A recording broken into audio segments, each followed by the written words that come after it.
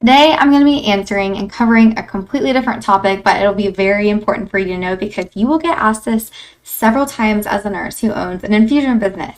My name is Tiffany. I'm a nurse. I own a mobile IV therapy company, and I also teach nurses how to do the same. So today, we're going to go over what are common questions that you're going to get from patients or potential clients and how to answer it. So there are 4 main ones that I probably get most of the time that are very vague when you have patients that are kind of just coming in and wanting to know more about it.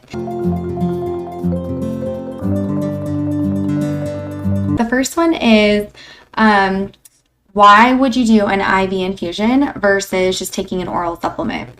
And this is a very good question. So whenever you take IV, say you have vitamin C and you're going to take IV versus a pill, they have 2 completely different bioavailabilities. And what that means is the amount that we are actually getting from that's going to go to the cellular level.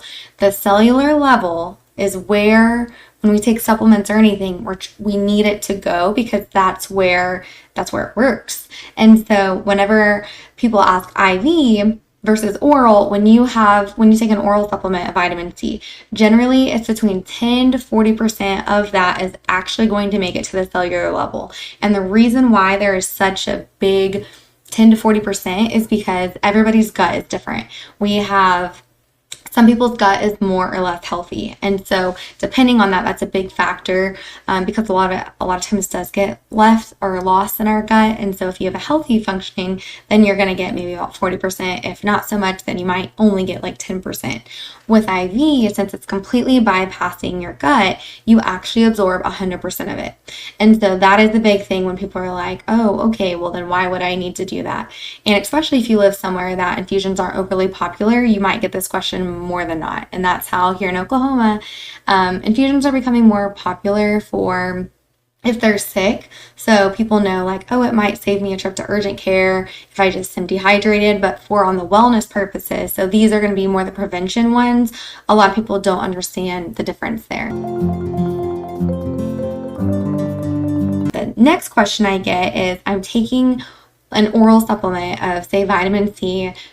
Why, or do I even need to do the IV route? And the answer is actually yes. So it depends on what type. So I'm going to be talking more for like wellness infusions. Actually, let me address both.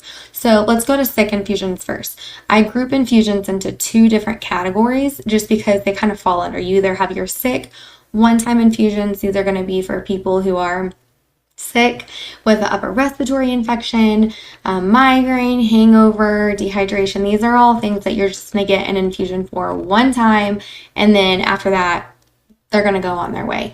Wellness are going to be the ones that people are doing proactively monthly, and this is going to help them age better, feel better. It's really addressing that cellular health and helping keep our cell health or cells healthy, I guess.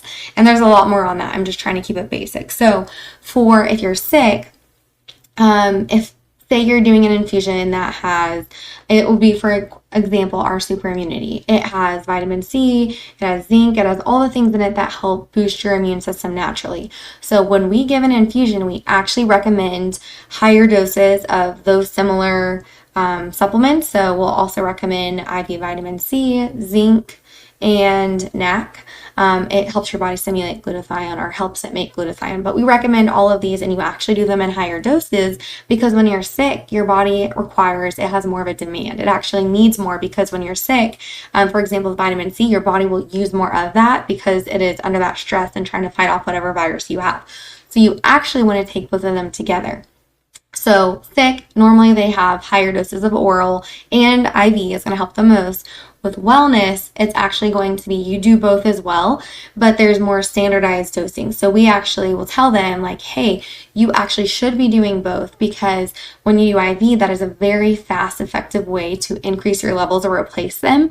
But because of, the lifestyle you're living in America, we're exposed to a lot of toxins, as you will. So from not sleeping enough, anything really that's going to put stress on your body, anything that you're doing to your body or putting into your body that your body it's putting stress on it, or your body has to get rid of because it's unhealthy per se, that is going to put more demand on your body. So whenever you're giving IV infusions, it's going to, replenish, say, glutathione, for instance, but then we still want to like microdose or supplement with oral supplements. That way you're keeping your body from completely burning all through that and being back where it started. So the goal for the wellness ones is really toxin management, and it's really looking at their life and being like, okay, what are you doing that is contributing the most toxins? Is it your diet? Is it your sleep is just terrible? Are you under a lot of stress? And there might be several things, but let's focus on the one that you want to fix initially. And you don't want to change too many things at once because that's just too much and people won't be able to keep up with it. But you find that one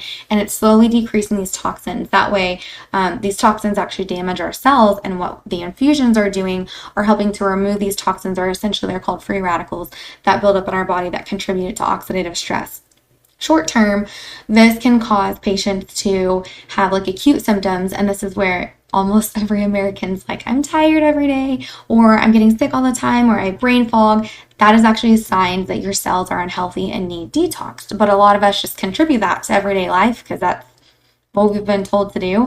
But actually this is a sign that, hey, your cells are not as healthy and we need to do something about it. If left untreated, this does cause inflammation over years. Everyone's different. It could be years, it could be 10 years, it could be 2 years, whatever it may be. And depending on your lifestyle too, that is what can lead to disease. So actually we want to do both. We want to do IV because it's a more effective way to give it to them, and also taking oral supplements to support what we're giving them IV. Another question that we get is, I'm healthy, so why do I need to do infusions? I kind of just talked about that.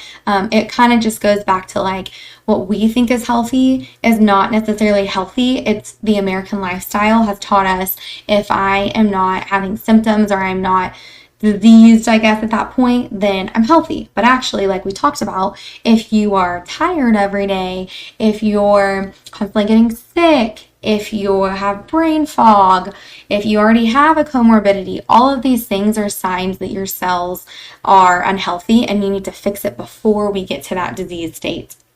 And so that's why I tell them, hey, well, are you having this symptom, this symptom, this symptom, this?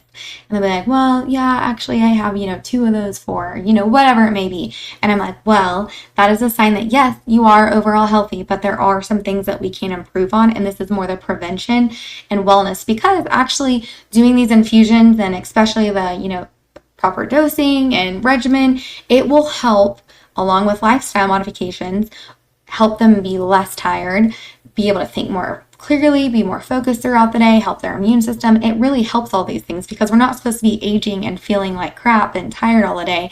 That's just what we think is normal because of what America has taught us. And so that's how kind of infusions help. They're more of a holistic approach, more of a functional medicine aspect, I guess you could say. But cell health is very important. So that's the answer to that. The last question I get is, how long does it take infusions to work before I notice a difference? And again, there's 2 kind of different answers here. The first one, let's go back to those sick infusions. Whenever someone is sick, let's start, there's kind of a range of that. If you have someone who's acutely dehydrated because they're hungover, they had a GI bug, whatever it is, they're dehydrated, you're going to do an infusion and they're going to feel like $1,000,000, like maybe even like, when the infusion's almost over, because that's more of a dehydration issue. So they felt like crap because they were dehydrated and you fix that problem. So that's pretty much instant. Whenever you have people who have an upper respiratory infection, it kind of depends.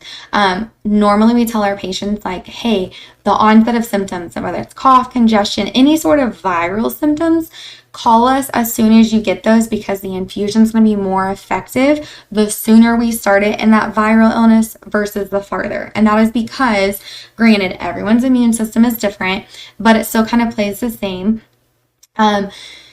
Whenever a virus, of course, has to run its course. We know that there's nothing you can do to make it not run its course, but you can control and help contribute to how strong your immune system is. And the stronger your immune system is, typically the less symptoms you have, because your immune system is able to kind of fight off or decrease the viral load from replicating. And that means just the virus isn't able to replicate as much, meaning that you're not going to be asymptomatic. So if you have a strong immune system, it's able to kind of control that. So it still is to run its course, but it's not like out of control running its course to where you feel like crap and feel like you got hit by a bus. That's why we say to do it in the beginning before it has really kind of taken a toll on your immune system. And think about it. In traditional medicine, we always tell them, treat the symptoms, treat the symptoms. Why are we not educating at all about how to help your immune system? That's like the number one thing that's going to help you get over whatever viral illness sooner or faster or be less symptomatic. Like, it makes zero sense to me, but that's initially what we're doing. So those, you can have patients depending on their health already. If they're an overall healthy person and you caught it in the beginning, a lot of times that next day they will be like, I do feel better. It's not going to be 100% gone, but it kind of like helps their immune system get over that hump, and then it just gets better each day. So those are the 4 questions. You probably will get those a lot. Once you start doing infusions, you get a lot more technical questions, but I feel like those are the initial skeptical questions that you will get. My name is Tiffany. Like and subscribe for more. I release videos every Wednesday teaching you all the tips and tricks of mobile IV therapy and vitamin education and literally everything that goes along with this. I will see you guys later.